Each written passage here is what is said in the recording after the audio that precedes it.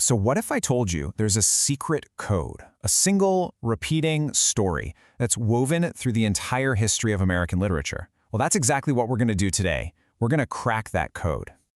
All right, to get our heads around this, let's start with two very different descriptions of the exact same place. First, you have this vision of pure awe, just sublime. The writer says it's so beautiful, so elevated, so light. But then listen to this next take. A violent headache, a view that's painful and intolerable.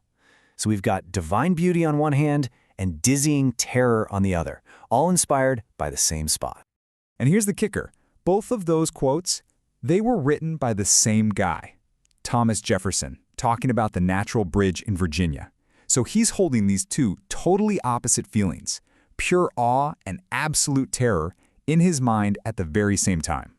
And that right there leads us to the big question. What if this split vision, this national habit of looking up at some glorious ideal, while at the same time staring down into a terrifying reality, what if that isn't just a weird quirk? What if it's the actual code that unlocks the entire American story? Okay, let's tackle the first half of this puzzle, the act of looking up. This is the literature of the sublime ideal. It's the story America has always loved to tell about itself. You know the one. It's all about divine plans, perfect futures, and grand destinies. This whole looking up thing, it goes way back to the very beginning. The Puritans had this practice called biblical typology. Basically, they believed that everything happening to them was a direct fulfillment of biblical prophecies. So in their minds, they weren't just settlers in some new place. No, they were the new Israelites, on a holy mission from God to build a city on a hill. From day one, the American story was framed as this pre-written divine script. Now, fast forward about a century and a half, and that sense of divine purpose, it changes a little. With writers like Ralph Waldo Emerson and the Transcendentalists, the sublime wasn't just some plan from a god way up in the sky. Nope, it was located right inside of you. Trust thyself, Emerson wrote.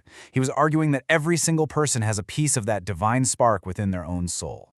And this upward gaze created some of the most powerful and lasting myths we have.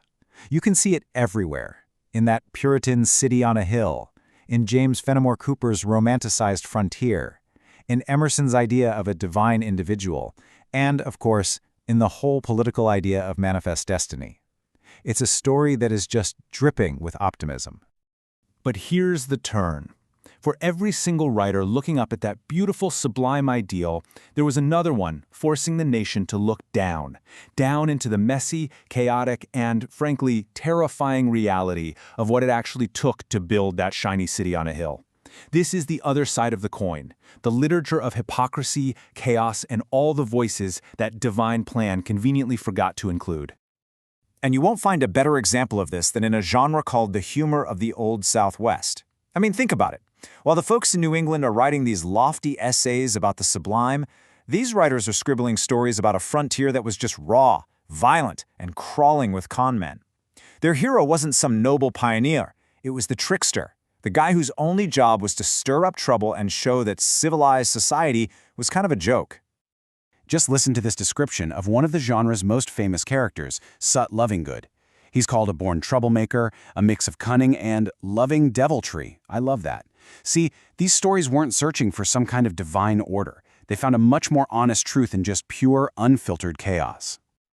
But the deepest, most powerful look down into Jefferson's abyss, that came from the people who paid the highest price for that sublime ideal. You had Hispanic writers like Mariano Guadalupe Vallejo, who wrote about manifest destiny not as some divine plan, but for what it was to them, an invasion that stole their land. And then, in one of the most unbelievable acts of literary resistance ever, you have Harriet Jacobs, an enslaved woman who hid for 7 years in a cramped little attic. She called it her loophole of retreat, and from there, she exposed the horrific, grotesque reality of slavery. So what happens when these two visions, the sublime idea looking up and the grotesque reality looking down, smash into each other? Well, you get a kind of national split personality. And this fight, this constant tension between the two, becomes the central engine driving all of American literature.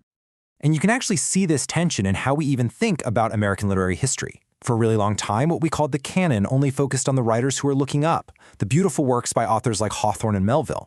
But to get the full story, you need what we now call the revised canon, When you add in the writers who are looking down, people like Frederick Douglass, Harriet Jacobs, and Vallejo, the whole narrative changes. It stops being a simple quest for national identity and becomes a much more complex and much more honest story about contradictions and cultural clashes. So, is it even possible to heal a split like that? Well, right in the shadow of the Civil War, two of America's greatest poets showed up, and each one offered a different path forward, a different way to try and stitch this fractured personality back together. First up, you've got Walt Whitman. And his solution was pretty simple: radical empathy. He just looked at everything, the sublime ideal, the grotesque reality, the saint, the sinner, and he embraced all of it. When he wrote I, he wasn't just talking about himself. He was talking about the entire messy, beautiful, horrifying nation. He decided, famously, to contain the multitudes. And then you have Emily Dickinson. Now, if Whitman looked outward, Dickinson looked inward. She took that exact same epic, national conflict, that awe and terror that Jefferson felt, and she found it all raging inside the private world of her own mind. For Dickinson, the frontier, the abyss, the sublime, the grotesque, it was all happening right there, inside the human soul. Which kind of leaves us with one last big thought. This split vision that started with Jefferson at that bridge, this constant war between the sublime ideal we dream of and the grotesque reality we often end up creating, is that a fundamental flaw in the American character? Or could it be that this tension, this battle between our better angels and our inner demons, is the secret engine that produces our greatest, our most powerful, and our most enduring stories?